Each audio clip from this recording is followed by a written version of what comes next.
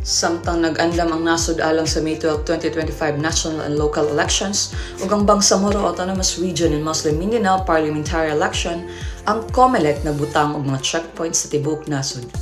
Kini nga mga checkpoint nga aktibo gikan Enero 12 hangtod Hunyo 11. Ang pangunang katuyuan sa mga checkpoint sa COMELEC mang pagpatuman sa gun ban sa eleksyon nga nagdili sa mga dili otorisado individual na magdala og mga armas, eksplosibo ug uban pang mga hinagiban.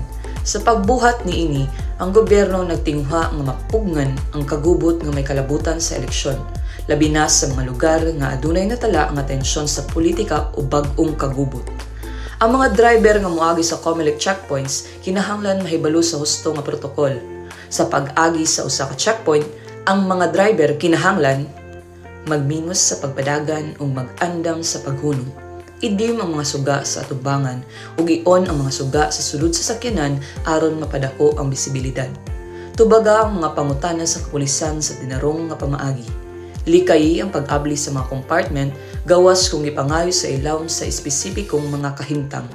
Pinaagi sa pagsunod niini nga mga protokol, masiguro sa mga otoridad nga ang mga katungod ug dignidad sa publiko respetuhon samtang nagpadayon ang kahusay.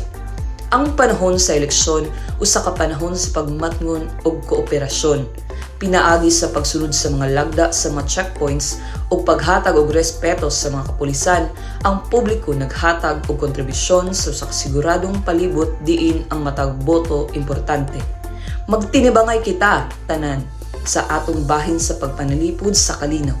Magkahiusa kita aron masiguro nga ang eleksyon sa 2025 magpakita sa kabubuton sa katawhan nga gawas nun sa karahasan ug kahadlok.